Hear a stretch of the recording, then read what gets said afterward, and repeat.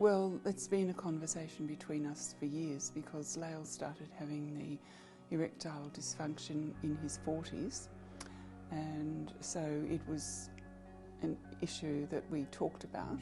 And I can remember when he found the On Clinic. They used to be advertised all around Melbourne. They've gone now.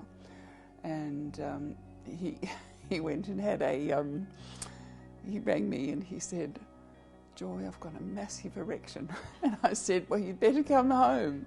And because he'd had an injection down there, and the first time he'd had one, and so that was the beginning of that. So from then on, it was an injection every now and again.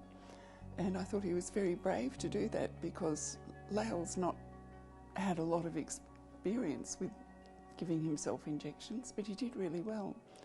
And then, of course, once he was, after all the surgeries that he'd had, the TERPs, he calls it, and then finally one showed that no biopsies. He'd had biopsies, that's right, so that's not the TERPs, but he'd had a biopsy, so he'd had more than one biopsy of the prostate gland, but the last one showed that he had cancer cells, so that had to be removed. So that was, big surgery actually. It wasn't keyhole surgery. And so that, it took a long, was that 2006, I think he had that out. And then he found the implant, which came about a year later. He found out about that and chased that up and started investigating that. And I had that and asked me about it. And I said, well, that's fine, if that's what you want to do. And so I didn't have many fears about it because he'd gone through hip replacements, which were major surgery, and also the knee surgery was major. So, and this was quite major as well, and he survived it well.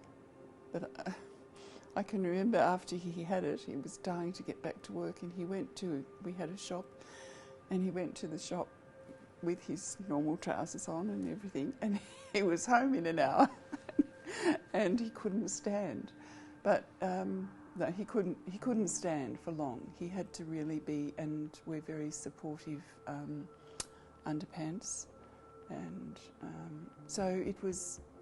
And I can remember going to see him in the hospital, and he said to me, if he'd known what it was like, he would never ever have had the surgery.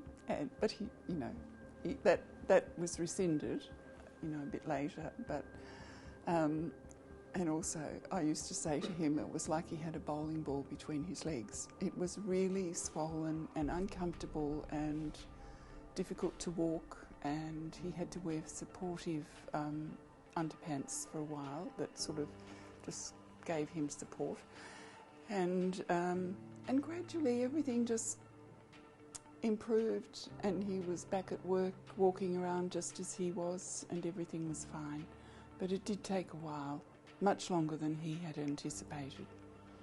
I think he'd thought maybe in a week he'd be back at work, I don't know, but and he certainly didn't have anyone to talk to prior other than the urologist, but he didn't have a network of people that he could ring to ask, so it was all just he and I talking about it and deciding that would be the way to go.